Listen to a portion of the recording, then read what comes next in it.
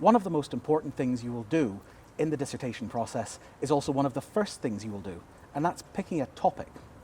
To help provide some advice and guidance on selecting a topic for your dissertation, I'm joined by my colleague, Dr Beth Richards-Bray, who's going to provide you with some tips on selecting a topic for your dissertation. Now, Beth, if you don't mind my saying so, you're quite an experienced academic, so I bet you've supervised quite a lot of dissertations, yeah? Oh yes, lots at undergraduate level, postgraduate level, and also looked at proposals for doctoral theses as well. So how important is topic selection to a successful dissertation? Oh, topic selection is absolutely vital. The student needs to make sure that they are confident in what they're doing and that there's obviously enough to write about as well. So we start by asking students to select not a topic, but subject areas. How should students decide on what subject areas in which they should write their dissertation? Subject area, I think, something that they are interested in is a good start because you're going to be spending a lot of time doing this, but also something that they've been successful in because that probably means they've engaged more with the topic, done a lot of reading on it, and also feel more comfortable with the principles involved. Should students consider subjects they've never studied before? Well, they can. If they have enough knowledge about it, but their knowledge is somewhat untested, and because it's untested it might be a dangerous thing for them to do, whereas they might feel more comfortable with something they've had feedback on and they can benefit from the feedback they've received in the past. But it's also a real demonstration of their independence if they do something they haven't studied before. So it's high risk, but potentially rewarding. Absolutely, absolutely. And if it's something they haven't studied before, they're probably picking this because they're really interested in it. And that can make it easier for them to feel more engaged with the research process and probably would bring something different to the module. Rather than just sort of repeating the same kind of research titles that we've seen in the past. Or subjects they're studying this year, is that a good idea? Yeah, because they'll be getting ongoing feedback with the modules they're studying this year. They will have the module tutors on hand that they can test out ideas or go to them for advice and feedback. So that's not a problem as well. And they're in that headspace as well. Yeah. I find that when I'm teaching EU law, I prefer to write about EU law just because that's where my headspace is at. Yeah. Yeah. And you're doing all that research at the moment, so you've got all of those sources current in your mind, and one source tends to lead to another, whereas if you're quite detached from that subject because you've studied it in the past or you haven't studied it at all, having all of those branches of the different sources can be more difficult to get, I think. Yeah. So, but picking a subject area is just the start. Students then need to narrow it down to a specific topic. How would you advise students go about narrowing down a subject area into a specific topic? With a specific topic, I think you need to know there's enough to write about. So this is where students should see this as the beginning of their research journey, really, and do a bit of reading, a bit of research in advance to make sure that there is actually enough there for them to write about. So they should be going into the materials available to them, having a look at what's out there. Are there enough articles? Are there enough textbooks and other resources from authoritative sources such as good news websites and so on for them to use in their research process, and then to think about a specific question rather than just looking at the area in general. So a good textbook makes a good start. Absolutely right, yeah. And you can get a lot from a good textbook because often the authors of those textbooks are posing questions for students to think about. So thinking points, things which are current in the topic and ripe for reform probably, which always makes a good topic because there's often a lot said about those things. Yeah, contemporary issues make great topics as well. So I suppose staying on top of the news is really important. Absolutely. And using things like recent developments on Westlaw, LexisNexis, that type of thing, gives you an idea of what potential reforms are coming down the pipeline as well. Definitely, and this is where reading cases can be really important as well, because if you see that there's an important case come out, especially if it's at Court of Appeal level, for example, that might be leading on to a later appeal against this decision. What are the judges saying about this? Are they saying that there is something to be considered if the matter goes to appeal? So it can be textbooks, it can be articles, news sources, but it can be cases as well. So what makes a good topic? A good topic, I think, is something that you can turn into a question, because then you are setting yourself a task to answer. Something which is capturing the imagination of people at the moment. Lawyers, practitioners, people working in that industry. So in terms of intellectual property, for example, really good topical ones at the moment often revolve around AI, artificial intelligence, and the way that AI is influencing the law or may influence the law in the future. But I would say choosing something very general like AI and the law just isn't going to cut it. You need to set yourself as a student a task that you can address. So, I don't know, should patent law be changed to recognise inventions devised by artificial intelligence, for example? You are now setting a specific task that you can address and apply the knowledge to.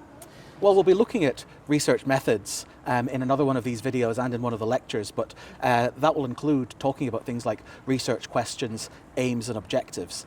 Of course, a dissertation doesn't necessarily have to pose a question. The title doesn't necessarily have to be a question, but what you're saying is if your title could be a question, if it poses some kind of question, as you say, you're setting yourself an objective for that. Yeah, so it needs to be something which is sufficiently narrow, even if that's not a question, rather than a very broad title. Because the broader the title, the less analysis you can do generally, and it's the analysis which is going to get the student the higher marks. So they need to have something which is quite narrow in focus. And when we're looking at master's projects, for example, the first run at getting a topic is often sent back because the title's too broad, and the same applies at undergraduate level as well. So rather than simply stating a general area of the law, narrowing it down to what exactly the student is going to evaluate, investigate, or have a question to answer. In my experience, students often look for topics that seem somehow exciting. Can a boring topic ever make for an interesting dissertation? Yeah, of course it can, yeah. It's what the student brings to it. And I think that's all part of how the student makes this relatable to the people reading this topic. So it should be something which is of interest to people. Whenever somebody's choosing their topic, they should be thinking, who is this important for? And why is it important? And I'll come back to that in a minute and talk about that in more depth, because that makes it something which is interesting. So even if the topic in itself doesn't seem very interesting, it's now interesting because it's important to somebody or important for a particular reason. So as long as there's enough written about it and the student can investigate this in depth, of course a boring topic can be the subject of a dissertation. But it has to be of interest to the student as well, because otherwise the dissertation just feels like such a chore. Oh, You yeah. have to be interested in it. Yeah, definitely. I mean, I'm presuming that the student might normally think this is a boring topic because not many other people are interested in it, but they are. And that's the key. Are they interested in it? Is it something they want to write about? Oh, I mean, if I'd done just what other people thought were interesting, I'd never become a tax lawyer. Same for me with property law. Should students pick topics they've already written assessments on? Well, they can do. But in doing that, they need to be really careful about the use they make of the work they have written in the past. Because, of course, plagiarism includes copying work in many different ways, and one of those is copying work that you yourself have done in the past, self-plagiarism. So they can write on something they've written before, but they can't simply recycle their old work. They can use the research they've done before, and maybe even some of the points they've made before, but they will have to write about them again in a different way. And of course, it's unlikely that they will be using those points in exactly the same way as they've done before, because they won't have written an 8,000 word piece before, or a longer piece which they will be writing this time. And I suppose assessments that were designed to be maybe 2,000 words long might not be suitable to be 8,000 words long. Yeah, they may simply not have the depth in them. So it is important to choose a topic which has that depth and you can write about at length. Sometimes students pick topics because they think it might be relevant to their future careers. Is that a good idea? Yeah, definitely, because if this is something they are hoping to showcase to their potential employer, it can demonstrate the depth of their knowledge in this subject area, and that they can perhaps, although it's not required at this stage of their study, bring something original to that topic. It can show a different way of thinking about things and demonstrate the students' abilities to their future employer. So it shouldn't be the only reason students choose a topic, but it can be an important reason for them if they want to. Some topics are purely legal, but others draw in critiques from other disciplines like sociology, economics, or politics. Is this a good thing or is this a bad thing? I think it's essential in law, because although we are studying the law and how the law applies, law doesn't work in a vacuum. Law is influenced by and influences the world around us in all different spheres. So bringing that broader context into the dissertation demonstrates how this particular topic is important out there in the wider world.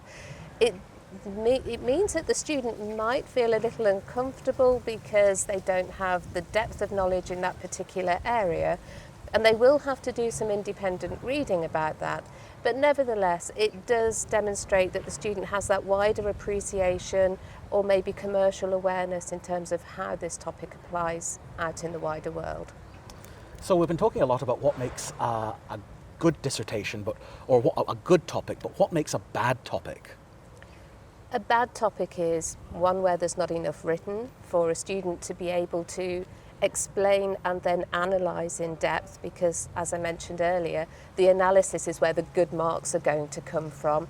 It also means that the dissertation would then lack focus, because it would probably be going off in many different areas. And this again comes down to having a specific task or question as well, because that keeps the student focused on the task and applies that knowledge in depth to a specific question or task, rather than just talking generally about the law in a certain area, which is never really going to make for a good dissertation. Do you have any final advice for our students when they come to selecting subject areas and then topics? I do, and this relates to something I mentioned earlier, and also is helpful for them in writing their first chapter. I don't want to cut across anything that you might say about how this should be structured, but I always advise students at all levels to think about a number of questions. What, why, who, and how? What is it you're studying? So the first part of the introductory chapter could be explaining the purpose of this study, and that will involve talking about the question or the task that the student has chosen. Why have they chosen it? This is the context. Why is this important? So here you can talk about that socio-economic, political, or other context in which this particular task or question is important. And that talks about why it's important, and then you can talk about who this is important for. Who are you aiming this project at? It could be legislators, it could be policymakers, it could be industry, it could be lawyers, it could be the general public who need to be advised about these issues, but you think about who your intended audience is, as opposed to simply just the person who's marking this dissertation. And then, how am I going to do it? So you think about how the study is going to be done, and think about how you're going to structure it. What will the chapters look like? And all of those chapters should have a purpose in analysing the issues relevant for this particular project, leading up to the conclusion and the recommendations that the student will make. So my final bit of advice would be to think of those questions: what, why, who, and how. Beth, that's great advice. Thanks so much. Thank you very much, and good luck everybody.